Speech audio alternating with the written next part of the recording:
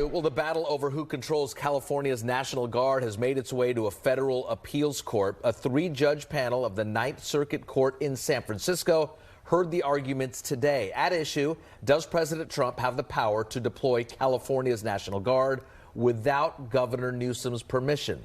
Last week, a lower court said the president went too far when sending Guard troops into L.A. after those clashes between protesters and police. But the administration immediately appealed, triggering today's hearing. Let's bring in NBC Bay Area Sergio Quintana, who is in the courtroom in San Francisco. Sergio, what did we learn, and do we have a ruling?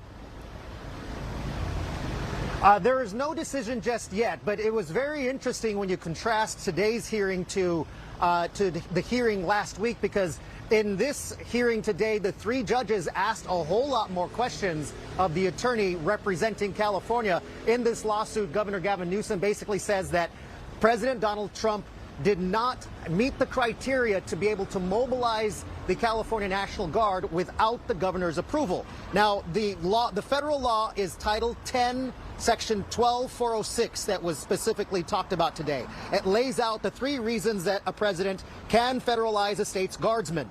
In his executive order, President Trump mentioned two of the provisions. First, he said the recent clashes in L.A. rose to the level of a rebellion or threat of a rebellion, and that regular forces were unable to address the situation.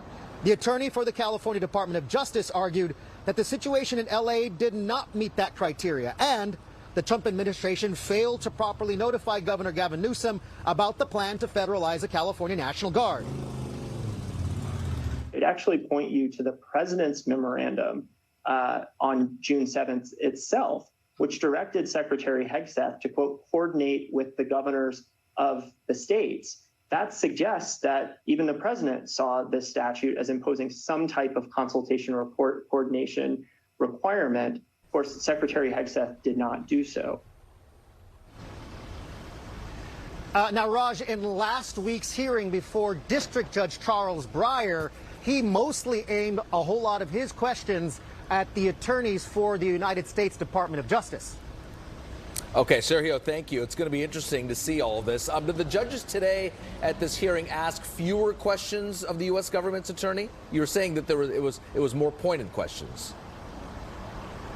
Yeah, they asked fewer questions in part because one of the main arguments for the United States Department of Justice in this case is kind of unusual.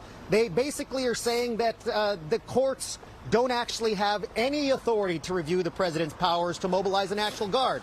The U.S. government is citing a case from 1827, Martin versus Mott, which granted broad powers to the commander-in-chief.